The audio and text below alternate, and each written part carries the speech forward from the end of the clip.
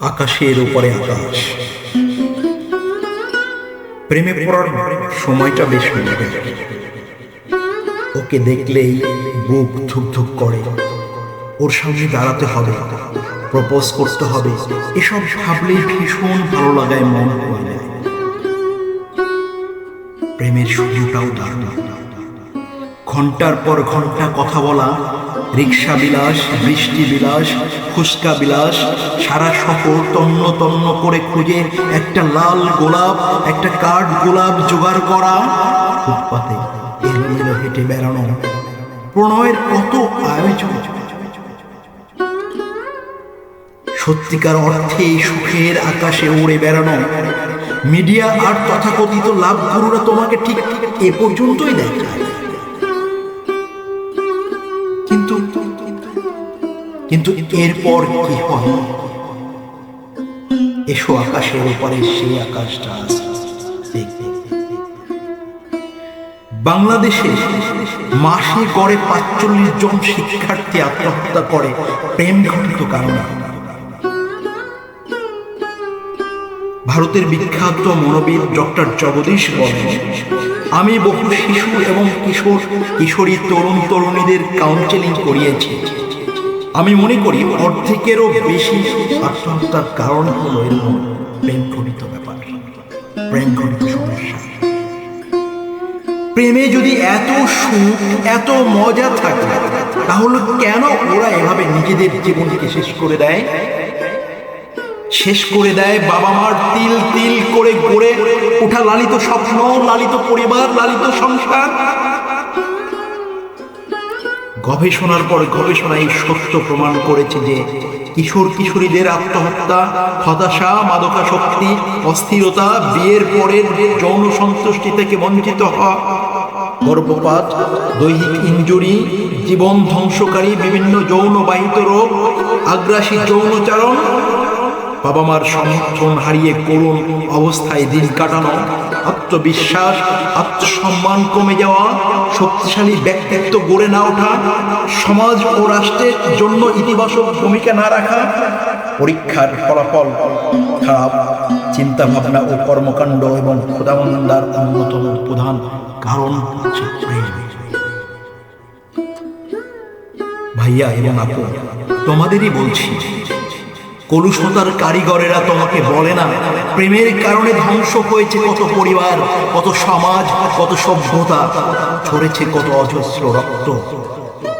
ওরা দেখায় না দীর্ঘ নির্ঘুম রাত, একলা সুতারা, নিকোটিনের ধোয়া, পুরনো ইনবক্স, গভীর দীর্ঘশ্বাস, ছাকরা চুল, শূন্য মানিব্যাগ, শূন্য পরীক্ষার খাতা, দেখায় না চির ছড়া ভাতৃত্বের মতো বন্ধুত্ব, দেখায় না মায়ের চোখের জল, বাবার ভীষণ আক্ষেপ, বুক ভেঙে যাওয়া আর্তনাদ।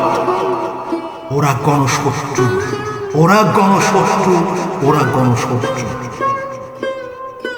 প্রেমের কারণে ধর্ষণ, প্রতারণা, খুনের ঘটনা খুবই সাধারণ। তুমি হয়তো বিশ্বাস করতে চাইলে না, হয়তো ভাববে, আরে আমার সাথে কখনোই এরকম কিছু হবে, ও আমাকে এত ভালোবাসে, আমাকে ও ধর্ষণ করবে, আমার সাথে প্রতারণা করবে।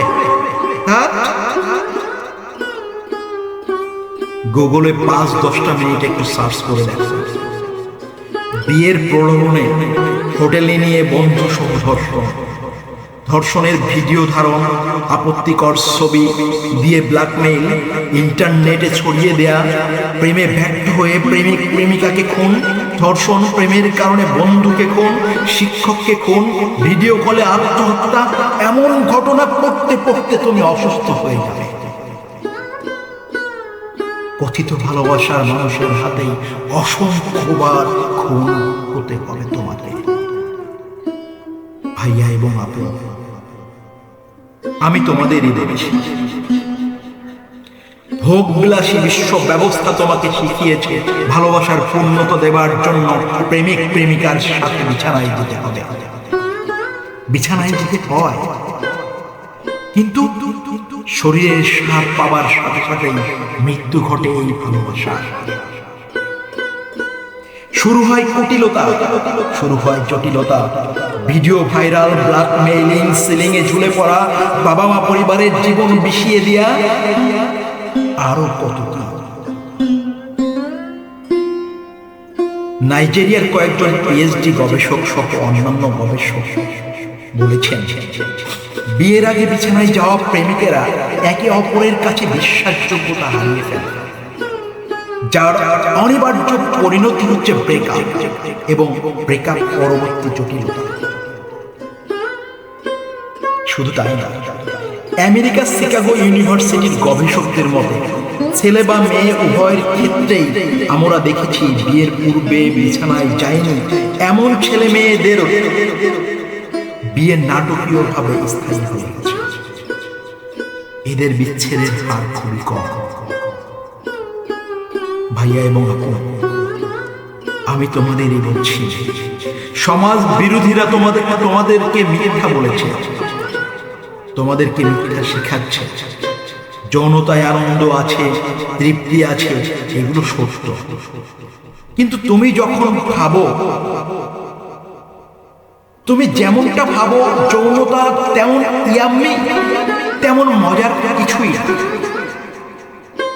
ক্ষুধার্ত মানুষ প্রতিনিয়ত খাবারের কথা বলে, কিন্তু যার বাসায় খাবার আছে সে কি ক্রমাগত খায়?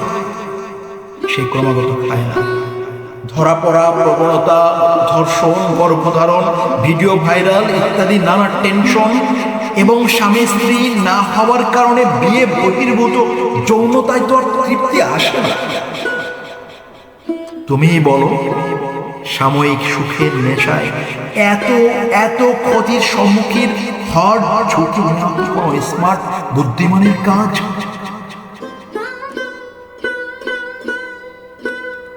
বিয়ে বহির্ভূত যৌনতার অবশ্যম্ভাবী পরিণতি হচ্ছে খুন। ছেলে শিশুদের খুন করত ফেরাউন। অন্ধকার যুগে মেয়ে নবজাতক খুলে জীবন্ত ইহুদিতে ফেলা হতো। হিটলার 60 লাখ ইহুদিকে খুন করেছিল। অন্যদিকে প্রেমের জয়গান গেয়ে যাওয়া এই বিশ্বে শুধু আমেরিকাতেই গত 47 বছরে 6,20,00,000-এরও বেশি শিশুকে গর্ভপাতের মাধ্যমে খুন করা হয়েছে। 2014 সাল, হ্যাঁ, আমাদের বাংলাদেশে 2014 সালে বাংলাদেশে প্রায় 12 লাখ অনিরাপদ গর্ভধারণ করানো হয়। দুই দেশের ক্ষেত্রেই গর্ভপাতের বেশিরভাগই অবিবাহিতদের। তুমি কি জানো, গর্ভপাতের প্রক্রিয়াটা খুবই নির্দয়, নিষ্ঠুর। ছুরি কাঁচি দিয়ে গর্ভের শিশুটিকে টুকরো টুকরো করে কাটা। তুমি কি জানো, তোমার এই শিশুকে দুমড়ে মুচড়ে ফেলে টেনে হিচড়ে বের করে নষ্ট করা হয়? তুমি কি ফেরাও হিটলার বা অন্ধকার যুগের খুনিদের চাইতেও নির্দয় খুনিদের দলে নাম লেখাতে চাও? তুমি ডাস্টবিনে, কমোডে, কুকুরের মুখে সদ্যজাত শিশুকে ফেলে আসার গ্লানি এক জীবনেও কি ভুলতে পারবে? আখিরাতের ভয়াবহ শাস্তির কথা বাদই দাও। ভাইয়া, আপু, আমি তোমাদেরই বলছি, বয়সন্ধিকালের প্রথম প্রেমের মাত্র 2% বিয়ে পর্যন্ত গড়ায়। আসলে তোমরা যেটাকে ভালোবাসা ভাবছ তা আসলে ডোপামিন হরমোনের সাময়িক মোহ বা সেক্স হরমোনের দৈহিক কামনা। কিছুক্ষণ পরেই তা উড়ে যাবে। বিয়ে হলেও